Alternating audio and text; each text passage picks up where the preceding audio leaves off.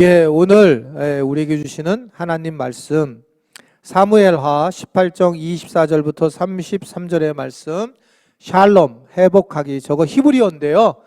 샬롬이에요. 샬롬 회복하기라고 하는 제목으로 말씀을 나누겠습니다.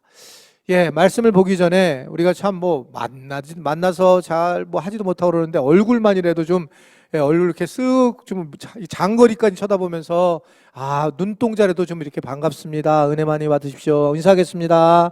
반갑습니다. 우리 또 영상을 보는 분도 많을 텐데 우리 가족들하고 인사를 함께 나누시면 좋겠습니다. 네, 사무엘하 18장 24절부터 33절의 말씀, 하나님 말씀을 다 같이 읽겠습니다. 시작. 때에 다윗 두 문 사이에 앉아 있더라. 파수꾼이 성문 위층에 올라가서 눈을 들어보니 어떤 사람이 홀로 달려오는지라. 파수꾼이 외쳐 왕께 아뢰매 왕이 이르되 그가 만일 혼자면 그의 입에 소식이 있으리라 할 때에 그가 점점 가까이 오니라. 파수꾼이 본즉 한 사람이 또 달려오는지라. 파수꾼이 문지기에게 외쳐 이르되 보라, 한 사람이 또 혼자 달려온다 하니 왕이 이르되 그도 소식을 가져오느니라. 파수꾼이 이르되 내가 보기에는 앞선 사람의 다름질이 사독의 아들 아히마아스의 다름질과 같으니이다 하니 왕이 이르되 그는 좋은 사람이니 좋은 소식을 가져오느니라 하니라. 아히마아스가 외쳐 왕께 아뢰되 평강하옵소서 하고 왕 앞에서 얼굴을 땅에 대고 절하며 이르되 왕의 하나님 여호와를 찬양하리로소이다. 그의 손을 들어 내 주 왕을 대적하는 자들을 넘겨주셨나이다 하니 왕이 이르되 젊은 압사람은 잘 있느냐 하니라. 아히마아스가 대답하되 요압이 왕이 종 나를 보낼 때에 크게 소동한 것을 보았사오나 무슨 일인지 알지 못하나이다 하니 왕이 이르네 물러나 거기 서 있으라 하매 물러나서 서 있더라. 구스 사람이 이르러 말하되 내 주 왕께 아릴 소식이 있나이다. 여호와께서 오늘 왕을 대적하던 모든 원수를 갚으셨나이다 하니 왕이 구스 사람에게 묻되 젊은 압살롬은 샬롬 잘 있느냐? 구스 사람이 대답하되 내 주 왕의 원수와 일어나서 왕을 대적하는 자들은 다 그 청년과 같이 되기를 원하나이다 하되 왕이 마음이 심히 아파 문 위층에 올라가서 우니라. 그가 올라갈 때 말하기를 내 아들 압살롬아, 내 아들 압살롬아, 차라리 내가 너를 대신하여 죽었더면 압살롬아 내 아들아 하였더라. 아멘. 예, 우리 주님을 사랑하시는 분들은 아멘 하시기를 바랍니다. 우리가 하나님을 믿으려고 이 땅에서 살아가고 있고 하나님을 믿고 있죠. 근데 우리 하나님을 믿는 하나님이 과연 내가 믿는 하나님이 어떤 하나님인가라는 것을 생각해 보셔야 돼요. 왜 그러냐면 성경 자체가 하나님을 모른다, 알 수 없다라고 성경은 정리를 하고 있습니다. 실제로 알 수 없음입니다. 우리가 하나님을 도대체 이해할 수 없어요. 그래서 하나님은 하나님을 알려주시는 스스로 드러내시려고 숨기려고 하는 게 아니라 드러내시려고 하나님의 성품과 칭호를 좀 덧붙여서 우리에게 알려주신 부분이 6가지가 있어요. 그 첫 번째가 여호와 이레. 하나님은 모든 것을 준비하셨다. 다 준비하셨구나. 이런 분이라는 거고요. 두 번째는 여호와 삼마. 하나님은 거기에 계시다. 즉 연약하고 아프고 힘든 자들과 함께 하신다라는 의미를 갖고 있고요. 세 번째는 여호와 라파. 하나님은 사실은 우리의 마음, 몸, 영혼을 치료하여 주시는 분이시다라는 것을 이야기하고 있고, 네 번째는 여호와 로이. 하나님은 나의 목자셔서 내게 부족함이 없게 만드신다. 나의 목자시다라는 의미를 갖고 있어요. 다섯 번째는 여호와 니시. 하나님은 결국 승리하실 것이다 라고 하는 것이 하나님이 우리에게 알려주는 그런 내용의 말씀이고, 여섯 번째는 오늘 본문과 연결되어 있는데 여호와 샬롬, 즉 샬롬이라고 하는 저 히브리어 평강. 하나님은 알고 보면 우리에게 평강을 주시려고 하신다. 이것이 하나님께서 우리에게 알려주신 하나님의 성품과 본성이다. 이렇게 볼 수가 있어요. 하나님께서 우리에게 평강과 샬롬을 주신다. 샬롬에 대해서는 우리가 제일 익숙한 언어잖아요. 그래서 우리가 지체들끼리 인사할 때도 제가 샬롬하고 인사하시면 좋겠습니다. 평강이 함께 있으세요 라고 초대교회 인사 방식이라고 해서 그렇게 말씀을 드린 적도 있어요. 그래서 이 샬롬이라는 것은 되게 참 중요한 겁니다. 샬롬이라는 것은. 그래서 어떤 시골에 있는 어머니에게 이제 딸이 복음을 전했대요. 그래서 이제 복음을 전해서 이제 어머니가 시골에 있는 교회를 다니라고 그래서 안내를 했답니다, 어머니한테. 그래서 어머니가 시골 가서 예배를 드리고 온 거예요. 그래서 어머니한테 잘 말씀을 들었는지 오늘 목사님이 하신 말씀이 뭐냐고 이렇게 물어봤답니다. 그랬더니 그 어머니가 하는 말이, 야, 오늘 목사님이 좋은 말씀 많이 하셨는데 하나님을 믿으면 믿지 못하면 구원을 못 받는 죽을 놈이라고 그러더라. 그리고 하나님을 믿으면 살 놈이다 이렇게 얘기하더라. 제가 지금 이걸 갖다가 지금 할머니 언어로 써야 되는데 여기까지 못 갑니다. 그런 얘기를 하니까 막 웃었다는 거죠. 샬롬. 그러니까 샬롬을 살롬이다. 이걸 설명을 해야지 알죠. 이게 샬롬을 이제 살롬으로 이렇게 어머니가 들으신 거죠. 샬롬. 이 샬롬은 오늘 말씀을 보면 매우 중요한 이야기로 자리를 잡고 있는 걸 볼 수 있습니다. 이제 마침내 다윗을 배반했던 아들 압살롬이 죽게 됩니다. 죽는 모습이 참 어떻게 비참합니다. 저런 상수리 나무에 자기가 가장 자랑스럽게 여겼던 머리가 걸려서 제가 이 묵상 때 제 머리를 갖다 칼로 잘라버리고 내리지 왜 안 내려왔지 이런 이제 생각을 했는데 어떻든 그게 걸려서 죽게 돼요. 요압에게 죽게 되는데 결국 이 소식, 죽었는 소식을 이제 아버지 다윗에게 가져가야 되는 장면이 오늘 본문의 말씀이에요. 그 중에 이제 이 요압은 구스 사람에게 가서 전해라. 근데 원래 전령자는 누구였냐면 아히마아스였습니다. 근데 아히마아스는 항상 기쁜 소식을 전하는 사람인데 먼저 구스 사람이 가게 됐어요. 구스 사람이 출발하고 난 다음에 아히마아스가 허겁지겁 따라서 붙어가지고 오히려 그를 추월해가지고 다윗을 만나게 됩니다. 다윗이 물어봐요. 그래서 아히마아스에게 뭐 결과에 대한 얘기가 중요한 게 아니라 압살롬, 내 아들 압살롬은 평안하냐, 즉 샬롬하냐 라는 걸 물어봐요. 평안하냐. 이해가 안 되는 거는 전쟁을 벌인 겁니다. 그래서 지금 전쟁을 하려면 압살롬을 죽이려고 전쟁을 벌였는데 잘 샬롬하고 있느냐라고 물어보는 겁니다. 관계에 대한 관심이 많은 거예요. 사실은 다윗은 압살롬을 죽이는 데 목적이 있는 게 아니라 의도는 압살롬이 회개를 해가지고 아빠에게 와서 잘못했다고 용서를 하고 서로 샬롬의 관계를 맺는 게 목표였어요. 그런데 이 아히마아스가 이 마음을 알았는데 결국 이 보고를 하게 된 거예요. 죽는다는 보고를. 자, 그러니 쉽지 않았을 겁니다. 그래서 이런 마음을 아는 아히마아스가 다윗에게 이렇게 이야기를 합니다. 28절의 말씀. 자, 시작. 아히마아스가 외쳐 왕께 이르되 평강하옵소서 하고 왕 앞에서 얼굴을 땅에 대고 절하며 이르되 왕의 하나님 여호와를 찬양하라소이다. 그의 손을 들어 내 중 왕을 대적하는 자들을 이라고 얘기를 해요. 넘겨주셨다라고 얘기를 합니다. 여기서 우리가 흥미로운 거는 이 아히마아스가 다윗에게 이야기하는 장면이고, 제가 이 짱목과 말씀 수다 시간 때 요 얘기를 잠깐 했었어요. 지금 요 부분, 특별히 지금 어려운 이야기를 할 때 이 아히마아스가 이야기하는 장면이 참 독특하다는 거죠. 몇 가지 우리가 이해할 수 있는데, 먼저 이게 첫째, 우리가 힘든 말을 할 때 어떻게 하는 것이 지혜로운지를 알 수 있어요. 어떻게 우리가 힘든 말을, 다른 사람하고 힘든 말을 할 때 이 아히마아스를 통해서 어떻게 하는 것이 지혜로운가? 그 하나 첫 번째로 우리가 볼 수 있는 것은 이게 상대방이 원하는 게 뭔지를 알아야 한다는 거죠. 그러니까 이 아히마아스는 다윗이 뭘 원하는지를 알아요.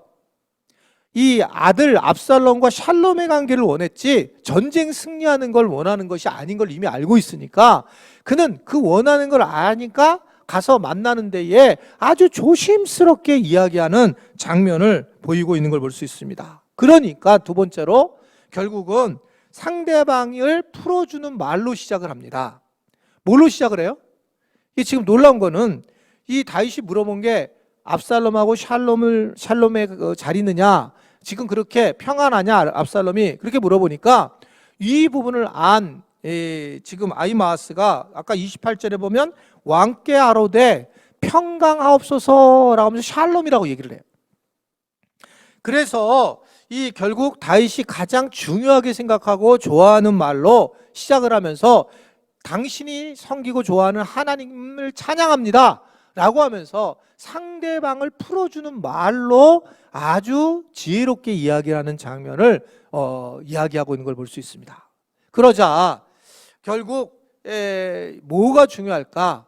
말하는 내용보다 말하는 태도, 표정 같은 게 중요하다는 걸 알고 있어요. 자, 요거 설교만 해도 오늘 하루 설교가 다 하기 때문에 이거 중요한 게 아니기 때문에 그냥 넘어가지만, 그냥 사실은 이 말을 할 때 그 표정, 그러니까 그가 압살롬이 죽었다라는 팩트를 얘기 못해요. 이게 태도를 보이는 겁니다. 그러니까 다윗도 눈치를 채는 겁니다. 야, 얘가 얘기 못하는구나, 잠깐 기다려봐라. 그래서 서 있게 하고 구스 사람이 두 번째 전령이 들어올 때에 구스 사람을 통해서 결국은 다윗은 압살롬의 죽음을 알게 되죠. 그럴 때 이걸 보면서 우리는 아히마아스가 얼마나 샬롬의 관계를 잘하고 있는지, 다윗에 대해서 얼마나 조심스럽게 이야기하는 것을 바라볼 수 있고, 다윗도 이러한 태도에 대해서 이미 인정을 하고 그리고 그것을 받아들이는 모습을 보이게 됩니다. 자, 어떻든 이 다윗이 오늘 보면 가장 슬픈 부성애를 보이고 있습니다. 그게 오늘 33절의 말씀이에요. 자, 시작. 왕의 마음이 심히 아파 문 위층에 올라가서 우니라. 그가 올라갈 때 말하기를 내 아들 압살롬아, 내 아들 내 아들 압살롬아, 차라리 내가 너를 대신하여 죽었다면 압살롬아 내 아들아 내 아들아 하였더라. 샬롬의 관계를 원했는데 죽은 거예요. 이름도 근데 압살롬이죠. 이름이 샬롬의 관계를 했는데 압살롬이 죽은 거예요. 그러니까 이게 논리적으로 좀 안 맞는 얘기처럼 보이는 거예요. 왜냐하면 결국 전쟁을 벌였다는 얘기는 그 걔를 죽여야 되고, 그렇지 않으면 자기 군대가 져야 되는 건데, 그런데 뭘 갖고 있냐면 다윗은 여하튼 제일 중요한 것이 원수 갚는 게 아니라 결국 아버지와 아들의 샬롬의 관계로 돌아가는 것을 가장 중요하게 여겼다라고 하는 것을 볼 수 있습니다. 왜 이랬을까? 적어도 이거는 그냥 제 추측인데, 다윗은 어떻든 하나님의 음성을 들었던 사람이고 보면 샬롬에 대한 마음, 이것이 늘 그의 신학적 구조로 자리 잡았을 것이다 라는 것이 제 생각이에요. 즉, 세상은 샬롬의 관계로 살아야 되는 거구나. 왜 그럴 수밖에 없었는가? 여러분, 이게 샬롬이 어디서부터 출발을 했냐? 이것은 하나님이 천지를 창조하셨어요. 천지를 창조하시고 난 다음에 하나님은 아담과 하와를 만드시고 난 다음에 아담과 하와의 관계가 샬롬의 관계였고, 하나님과의 관계도 샬롬의 관계였고, 그리고 자연의 모든 자연들의 관계도 샬롬의 관계였어요. 그러니까 샬롬, 즉 평강이 임한 에덴 동산은 샬롬의 관계로 형성되어 있었습니다. 그런데 죄가 들어왔죠. 죄가 들어와서 이들은 결국 범죄를 하게 됩니다. 근데 창세기를 보면 범죄하는 순간에 나타난 현상은 이 샬롬의 관계가 다 깨진 거예요. 하나님의 관계가 깨졌고, 그리고 부부의 관계도 깨지고, 자연과의 관계도 깨지고, 자기 자신과의 관계도 깨지는, 그 깨지는 그런 모습이 죄의 결과였어요. 샬롬의 관계가 깨진 게. 자, 이때에 결국은 이 샬롬의 관계가 깨지고 이제 우리가 죄로 인해서 이 문제가 나타났는데, 알다시피 우리가 이제 복음이 우리한테 왔고 예수님이 십자가의 그 놀라운 사건을 통해서 우리를 구원케 하셨단 말입니다. 자, 구원케 한 다음에 우리가 추구해야 될 방향은 뭐냐면 샬롬의 관계거든요. 단지 내가 구원을 받은 걸로 끝마친 게 아니라 하나님과 우리는 샬롬의 관계가 돼야 되고, 사람들과의 샬롬의 관계가 돼야 되는데, 이거를 다시 이걸로 돌아가야 되는데, 우리가 이 부분에 대해서 아마 다윗이 강한 마음이 있었을 것이고, 결국 이 샬롬의 관계는 우리 삶에 매우 중요한 거로 생각하는 겁니다. 이거 목사님 생각 아닙니까? 그렇지 않아요. 예수님이 이 십자가에 달려 돌아가시고 부활하시고 난 다음에 제일 중요한 얘기를 했을 거 아니에요, 제자들에게. 그 제일 중요한 얘기를 한 장면이 누가복음 24장 36절에 있습니다. 자, 읽어볼게요. 시작. 예수께서 친히 그들 가운데 서서 이르시되 뭐라 그래요? 샬롬이 있을지어다 라고 부활하신 예수님이 샬롬에 대한 말씀을 하고 있어요. 평강. 그렇게 축복하는 말이에요. 샬롬. 이게 그러니까 되게 중요했다라는 것을 이야기하고 있습니다. 자, 그러면 오늘의 주제인 그러면 우리가 이 샬롬의 관계를 어떻게 다시 이렇게 좋아하고 강조한 이 샬롬의 관계를 어떻게 다시 회복할 수 있을까? 이게 이제 오늘 우리가 받아야 될 내용의 말씀입니다. 근데 감사하게도 이 샬롬이라고 하는 것은 굉장히 중요한 가치이기 때문에 성경의 학자들과 또한 수많은 사람들이 특별히 사도 바울까지도 매우 중요하게 여겼어요. 이 샬롬의 관계를. 왜냐하면 예수님도 이걸 강조를 했기 때문에. 그래서 그는 빌립보 교회에다가 이 샬롬에 대한 이야기를 하기 시작을 해요. 그래서 여러분 유명한 얘기를 합니다. 어떻게 샬롬을 우리가 회복할 수 있는지. 자, 다 아는 얘기인데 그래도 한번 읽어보겠습니다. 4장 4절부터 시작. 주 안에서 항상 기뻐하라. 내가 다시 말하노니 기뻐하라. 너희 관용을 모든 사람에게 알게 하라. 주께서 가까우시느니라. 아무것도 염려하지 말고 다만 모든 일에 기도와 간구로 너희 구할 것을 감사함으로 하나님께 아뢰라. 여기까지 해라 라고 얘기를 하죠. 그 다음에 7절. 그러면 어떻게 되는지 보세요. 그리하면 시작. 그리하면 모든 지각에 뛰어난 하나님의 샬롬이 그리스도 예수 안에서 우리의 마음과 생각을 지켜주신다 라고 하면서 샬롬이 우리의 마음의 생각을 지킬 것이다. 근데 세 가지를 얘기를 하는 거예요. 세 가지. 바로 세 가지를 잘해야 되는데 첫 번째는 자 시작. 하나님 관계에서는 주 안에서 항상 기뻐해야 한다라는 겁니다. 오늘 4절을 보면 주 안에서 항상 기뻐하라. 내가 다시 말하노니 기뻐하라는 거예요. 자, 기뻐하라. 그런데 주 안에서 기뻐하는데 내가 다시 말하노니 기뻐하라는 얘기는 기뻐할 수 없는데 내가 다시 강조하는데 기뻐해야 돼 라고 또 다시 재차 거듭 강조하는 게 지금 사도 바울의 이야기입니다. 여러분 신앙생활을 하는 이유가 뭘까요? 여러분 오늘 예배드리는 이유가 뭘까요? 하나님께 영광을 돌리기 위해서 맞습니다.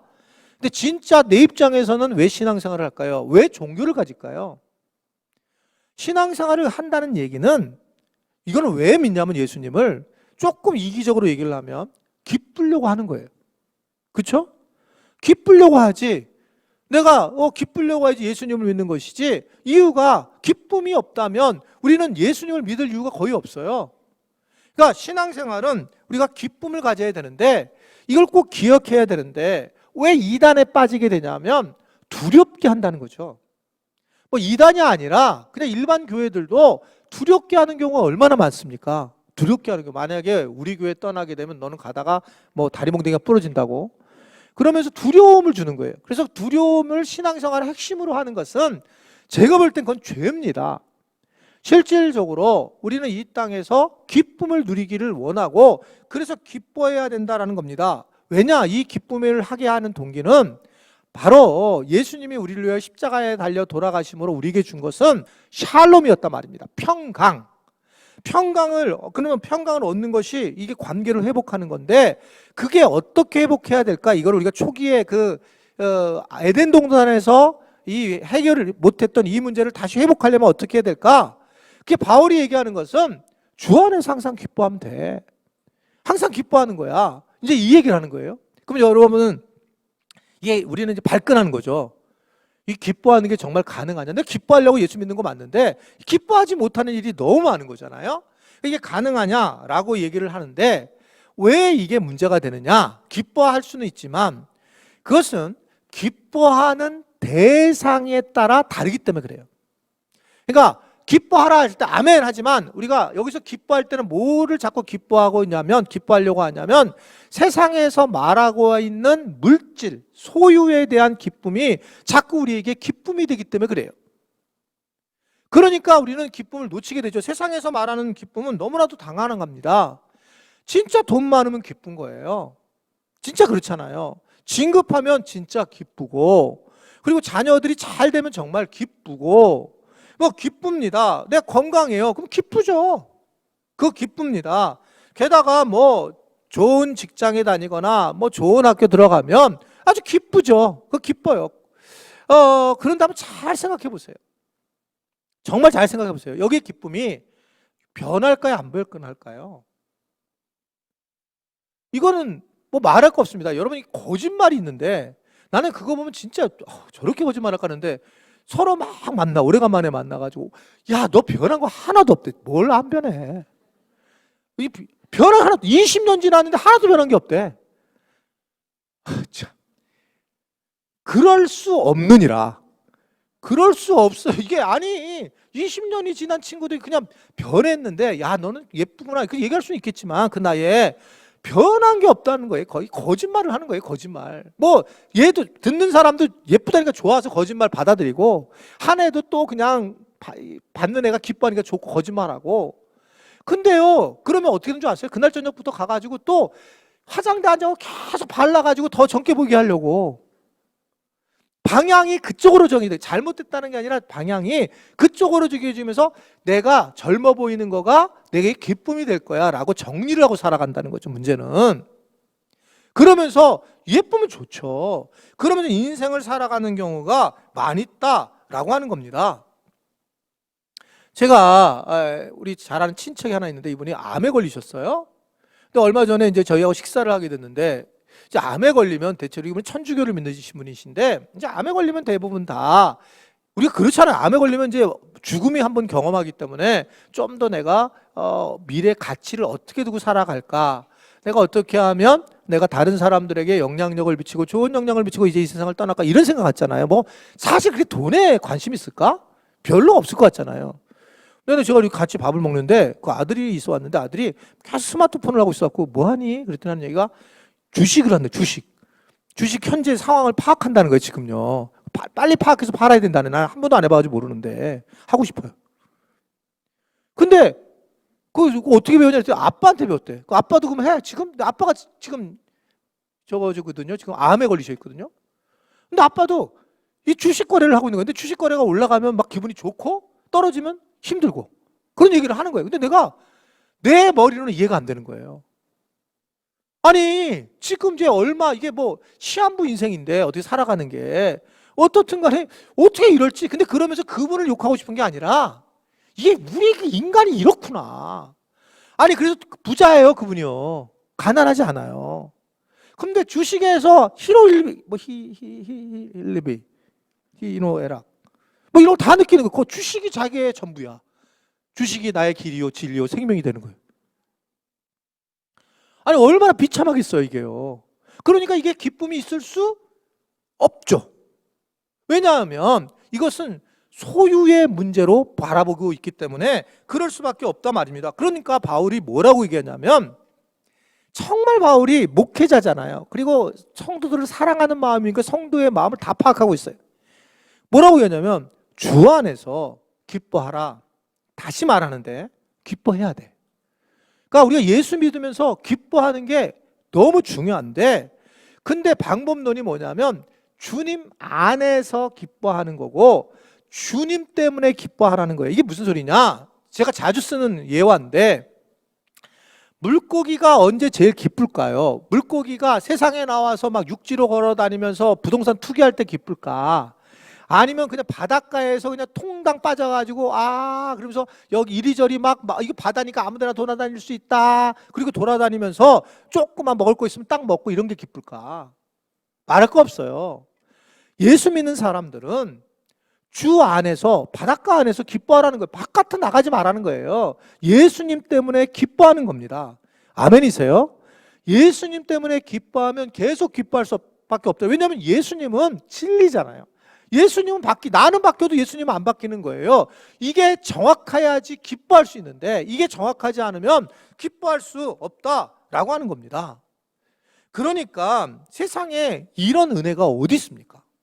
세상에 예수님만을 믿는 게 예수님 믿으면 그러면 장땡이네. 장땡이 아니라 광땡이에요. 예수님 믿으면 정말 이거는 상상할 수 없는 거예요. 왜 상상할 수 없냐? 예수님을 믿으면 우리는 기뻐하고 살아가는 거, 이 땅에서요. 예수님 그냥 믿고 기뻐하고 살아가요. 그러니까 그냥 기뻐하고 예수님 때문에. 그리고 만약에 죽게 되면 예수님 때문에 천국 가는 거예요. 그러면 어떻게 살라고? 그러면 죽으면, 살으면 죽으면 살으나 별거 필요 없다. 바울이 얘기하잖아요. 그러면 우리는 그냥 죽으나 사나 우리는 상관이 없다. 우리는 다 주님 안에서 우리는 행복하고 기쁜 일이야. 그래서 바울이 예수 믿는 게 얼마나 중요한지, 여기 살아서도 기쁨을 누릴 수 있고 죽고 갈 때도 죽음을 넘어서서 기쁨을 누릴 수 있다. 그래서 기쁨을 누리라고 얘기하는 거예요. 얼마 전에 지금 오늘 이제 설교 온 건 없지만 라디오스타의 박진영 씨가 나와가지고 성경 공부를 지금 이스라엘 가서 살았더라고. 그래서 아직 교회는 잘 안 다니지만 구원파도 아니라는 거예요, 자기가. 근데 성경에서 이 사람 찾은 거예요, 이거를요. 기쁨을. 이게 기쁨, 그러니까 그 믿음이 별로 없는 사람도 이 성경을 보고 찾아내는 겁니다. 진리라는 거를. 그만큼 바울이 우리에게 얘기하고 있는 거거든요. 그래서 우리가 주님 안에서 기뻐하게 되면 이러한 기쁨을 누릴 때에 하나님과 우리의 관계가 샬롬, 평화의 관계가 된다는 걸 여러분 알 수 있기를 바랍니다. 두 번째는 사람과의 관계에서도 마찬가지 샬롬을 우리가 위해서는 말세를 생각하면서 관용해야 된다는 거예요. 바울이 얘기하는 건. 자, 5절 말씀을 보면 시작. 너의 관용을 모든 사람에게 알게 하라.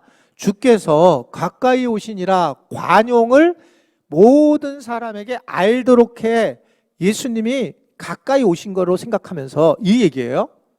샬롬을, 사람과의 관계를, 샬롬의 관계를 만들 때에 관용을 알게 하라 라고 얘기합니다. 그런데 관용이 뭘까? 너그러울 건잖아요. 너그러운 거. 용서를 너그럽게 하는 겁니다. 이 얘기는 다른 용어로 표현하면 저 사람은 내 용서를 받아주냐 안 받느냐 상관없이 그냥 내가 용서하겠다라는 마음, 그 관용을 하는 게 좋다. 근데 이 관용을 할 때에 결국 이것은 이 관용을 하는 방식을 어떻게 바울은 그냥 할 수 없으니까 방법론을 우리에게 알려줬어요. 사도 바울이. 그 하나가 뭐냐면 그 하나가 읽어볼까요? 시작. 관용은 복음을 전하는 데 사용되기 때문에 너무 중요해요. 이게요. 그러니까 이게 뭐냐? 모든 사람에게 관용을 알게 하라는 겁니다. 성경에 예수님이 하신 말씀은 뭐였냐면 오른손이 하는 거를 왼손이 모르게 하라고 얘기했는데 이게 다르네. 그러니까 왜 다르냐 하면 바울이 여기서 얘기하는 것은 관용을 통해서 복음을 전할 수 있기 때문에, 관용을 통해서, 그렇기 때문에 이게 중요하단 말입니다. 그러니까 결국 여러분 세상 사람들은 우리를 어떻게 바라볼까를 잠깐 생각해 보셔야 돼요. 세상에서 지금 이 코로나19 지금 정부에서 이렇게 지금 상황이 막 이렇게 되면서 어떻게 우리를 바라볼까, 세상 사람들이. 여러분, 우리 억울하죠? 억울한 거 많아요. 교인들도 진짜 억울한 거 진짜 많습니다. 자, 이건 제껴놓고 그렇다고 치고 이 세상 사람들은 우리가 믿음 좋은 것을 좋아할까? 믿음 좋은 사람이 제일 무서워요, 세상 사람들이 볼 때는. 그러면 그걸 뭘 가지고 우리를 아냐? 이 사람들은 간단해요. 너랑 네가 진리를 만나면 나랑 다르게 살아야 된다고 보는 거예요. 달라야지 네가 예수님 만난 사람이라면. 그러니까 우리 억울하다니까요. 그러니까 우리가 주중에 내내 여기 주차장을 비워주거든요. 비워둬요. 동네 사람 다 와요. 근데 주일날만 빼라고 그러는데 안 빼는 인간들이 있어요. 맨날 보면 그 차가 그 차야. 그놈의 그 차. 근데 전화를 못 합니다. 이게 우리가요. 주일인데 차 빼주세요. 이거 못 해요. 그냥 교회에 대해서는 무조건 공격할 것 같아가지고 부정적일지 몰라서 그냥 말도 못하고 끙끙끙 하는 거야. 어떤 차는 2달 동안 있었다니까, 여기에. 중국 가서 자기 일 보러 갔다고. 픽픽 올라가, 막 핏대가 올라가서 얼굴이 더 검해지는 거예요. 그래도 말 못하니까요. 그러니까 억울해요. 억울한 거 제가 분명히 말씀을 드리지만, 그러나 오늘 말씀은 네가 세상과 달라야 한다는 거예요. 관용하는 법을 해서 샬롬의 관계를 회복해 해서 복음을 전하는 방식은 예수천당 불신적으로 전해지는 게 아니에요. 어떻게 우리가 관용하는 모습을 보이느냐? 세상 사람과 다르냐는 거예요. 다르게 살아가는 겁니다. 우리는 이렇게 얘기를 하죠. 내가 요번에 수많은 돈을 1위를 했어요. 내가 딱 요번에 우리 회사에서 나 혼자 진급했어요. 그래서 여러분들이 할렐루야 내가 진급했습니다 막 기뻐하죠. 좋아요, 잘하셨습니다. 그거는 뭐 감사할 일이에요. 세상 사람들은 근데 그때 하나님 살아계셔서 죄를 갖다 저렇게 했구나 그렇게 생각하지 않는다는 겁니다. 그럼 언제 하냐? 관용.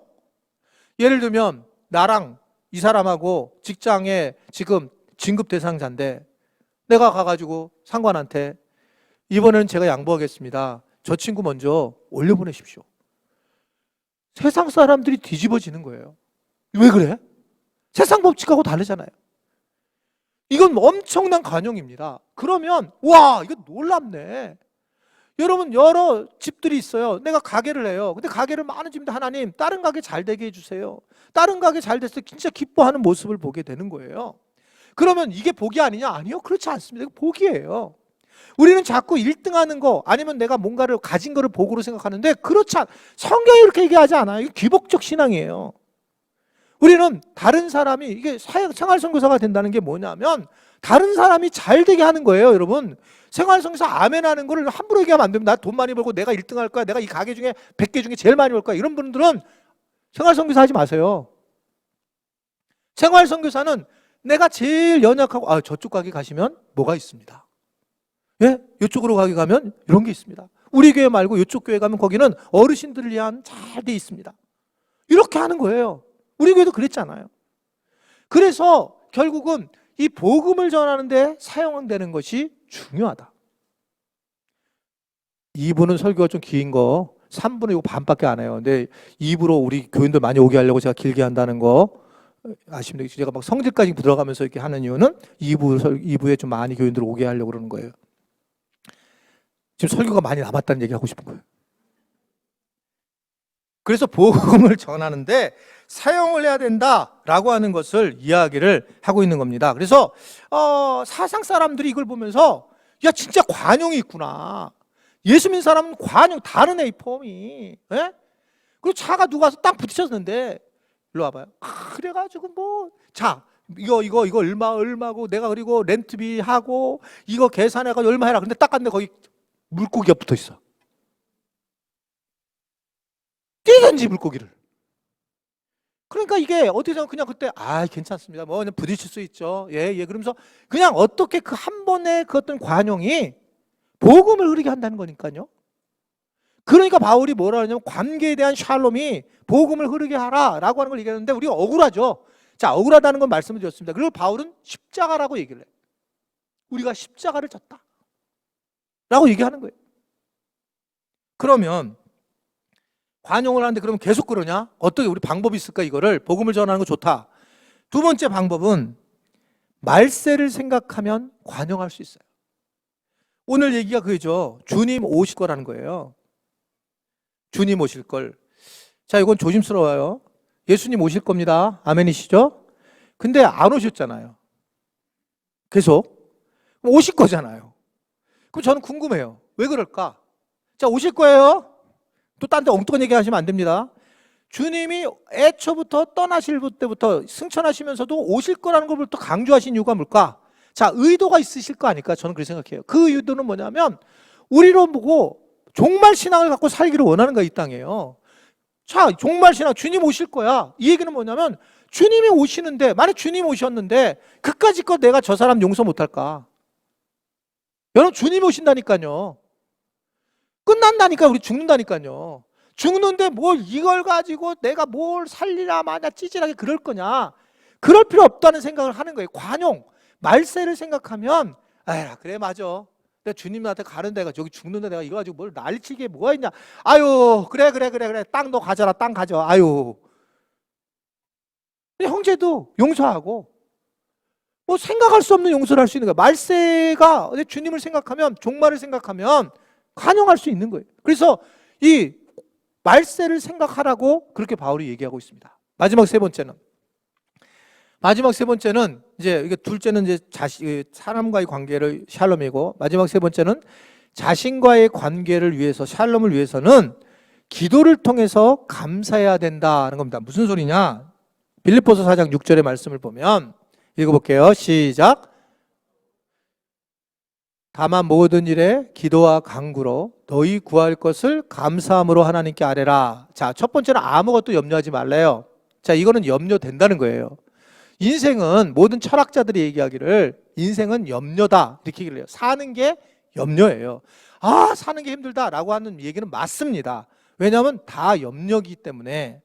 염려, 모든 게 다 염려가 됩니다. 오늘 우리 윤영식 권사님이 기도한 것처럼 다음 세대를 위해서 기도를 하는데 간절히 기도하는데 염려가 되잖아요. 맞습니다. 다음 세대 염려돼요. 이 험한 세상을 살아가려면. 그러니까 이게 염려입니다. 저도 오늘 설교하면서 염려돼요. 이거 2부 늦게 끝나는데 또 뭐라고 하지 않을까? 염려가 돼요. 지난 주일날 이제 승강기가 우리 엘리베이터가 잠깐 2번 서가지고 중간에 갇힌 사람이 두 팀이 갇혔었어요. 근데 제가 설교하러 이렇게 내려오는 중에 스마트폰을 안 가지고 잠깐 올라갔다 사무실 갔다 내려오는데 아무도 안 타고 나 혼자 탔어요. 4층에서 지하 1층까지 내려오는데 쓸까봐. 지금 설교해야 되는데 엄청 염려가 되는 거예요.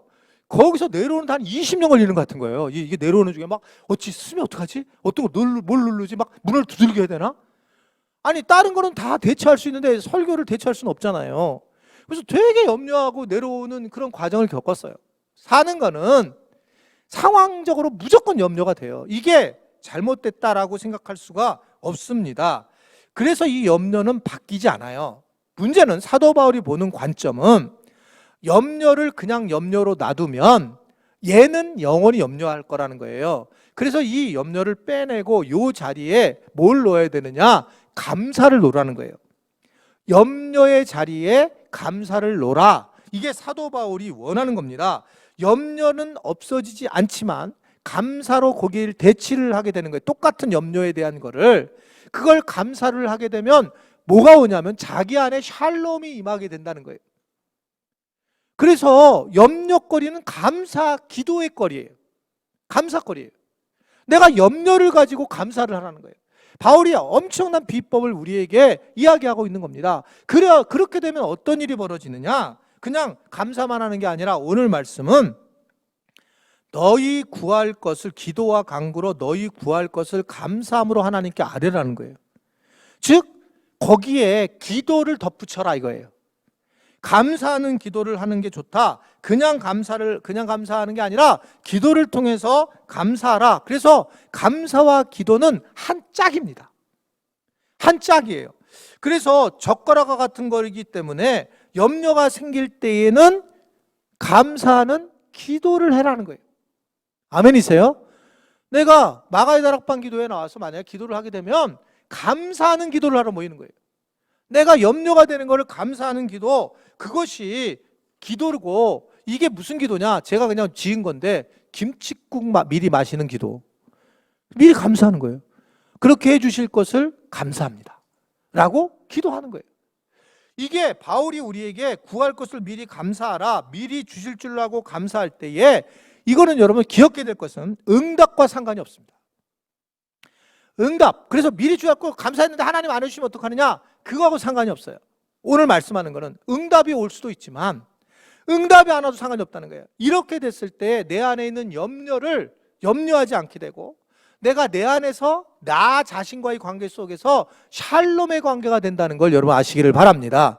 우리가 생각하는 응답이 안 올 수 있어요. 그런데 그거는 하나님의 방식으로는 어떻게든 응답을 방식을 달라서 우리에게 주실 거라고 하는 것입니다. 그냥 주실 수도 있지만 이게 바울이 우리에게 알려주시는 말씀입니다. 그렇게 되면 샬롬이, 하나님의 샬롬이 하나님의 마음 관계 속에서, 다른 사람과의 관계 속에서, 내 자신과의 관계 속에서 회복을 하게 되고, 에덴 동산에서 그 샬롬의 관계가 깨졌던 것이 놀랍게도 내 안에서 이것이 회복이 되면서 내 마음과 내 몸과 영혼이 에덴 동산과처럼 다시 돌아갈 것이다.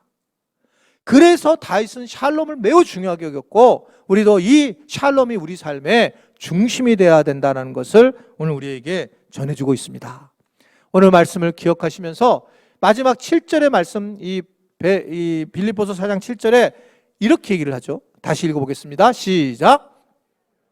모든 지각에 뛰어난 하나님의 평강이 그리스도 예수 안에서 너희의 마음과 생각을 지키시리라. 아멘. 하나님의 샬롬이 우리 모든 지체들의 가정과 사업터와 또한 교회 모두에게 임하시기를 주님의 이름으로 축원해 드립니다. 예, 우리 찬송가 412장 찬송해 주시겠습니다. 찬송가